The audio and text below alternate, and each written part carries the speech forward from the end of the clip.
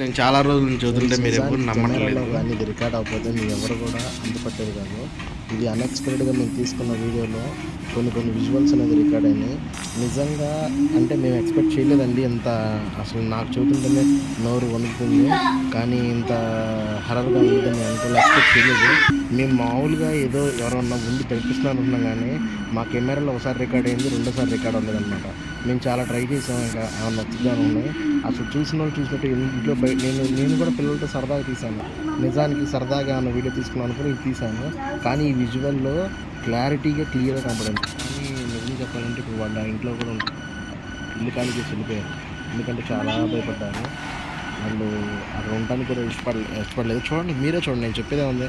అది చూస్తా కలందంటే నేను వీడియో తీసినట్టుంది, కానీ నిజానికి అది వీడియో తీయలేదండి.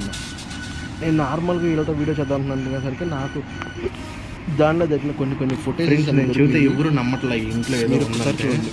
నేను చాలా రోజుల నుంచి చదువుతున్నా, కానీ అసలు ఏంటో నాకు తెలియట్లేదు.